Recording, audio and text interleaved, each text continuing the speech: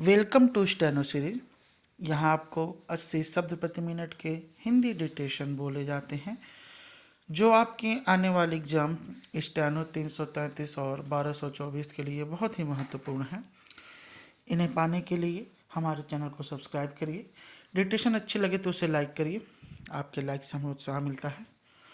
Dictation start होगा 5 second बाद।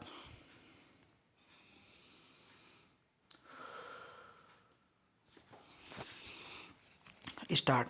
France के राष्ट्रपति इमैनुअल मैक्रों का भारत दौरा काफ़ी व्यस्त रहा।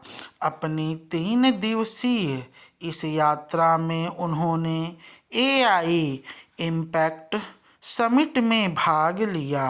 प्रधानमंत्री नरेंद्र मोदी के साथ द्विपक्षीय बातचीत की और मुंबई में भारत फ्रांस नवाचार वर्ष 2026 की शुरुआत भी की। इन सब के बीच भारत फ्रांस रिश्ते को विशेष वैश्विक रणनीतिक साझेदारी तक ले जाने के लिए दोनों नेताओं ने रक्षा, खनिज, उच्च प्रौद्योगिकी, ऊर्जा जैसे तमाम अहम क्षेत्रों में 21 समझौते किए। ये सभी कितनी अहमियत रखते हैं इसका अंदाज़ा मौजूदा वैश्विक हालात से होता है। गौरतलब है कि ऐतिहासिक तौर पर हिंदुस्तान कूटनीतिक स्वायत्तता को प्रोत्साहित करता रहा है और फ्रांस की भी यही नीति रही है। लिहाजा मौजूदा विश्व व्यवस्था में जहां बहुध्रुवीय मंचों के अस्तित्व संकट में है, रिश्ते द्विपक्षीय आधार पर तय किए जा रहे हैं और एक देश अपने हित को सबसे ऊपर रखने के लिए कई तरह के फैसले ले रहा है।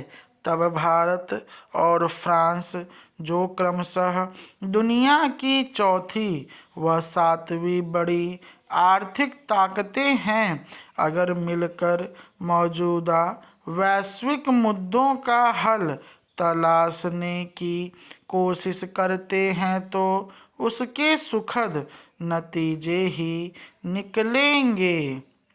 अच्छी बात है कि दोनों देश ऐसे समाधान की तलाश में हैं जिसका फायदा पूरी दुनिया को ही। दोनों नियम आधारित विश्व व्यवस्था के हिमायती हैं। प्रधानमंत्री मोदी ने कहा भी कि ऐसे समय में जब दुनिया अनिश्चितता के दौर से गुजर रही हो, तब भारत फ्रांस की दोस्ती वैश्विक स्थिरता के लिए एक ताकत के तौर पर खड़ी है।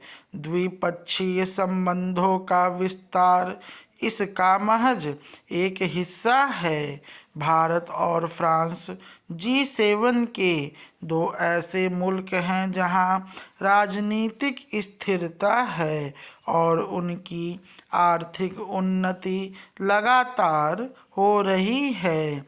कई दशकों से दोनों दोस्त रहे हैं और कूटनीतिक स्वायत्तता की नीति अपनाने के कारण दोनों एक दूसरे की इज्जत भी करते हैं।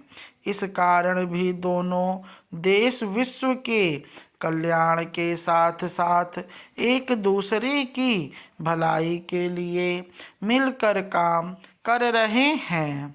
पैराग्राफ।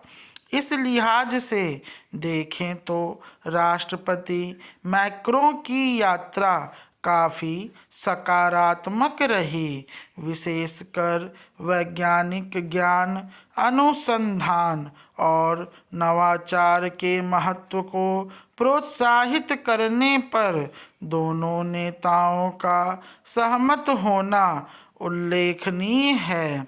इसके केंद्र में एआई ही है।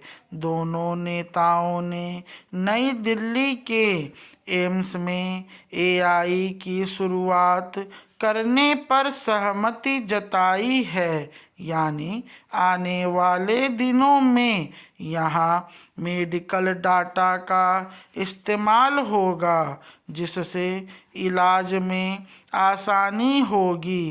किस रोगी को किस तरह का इलाज चाहिए, इसका पता जल्द चल सकेगा। स्टॉप। डिटेशन अच्छी लगे तो इसे लाइक करें और अपने दोस्तों के साथ भी इसे ज़रूर शेयर करें, जिससे उन्हें भी प्रैक्टिस करने का आसान मौका मिल सके। धन्यवाद।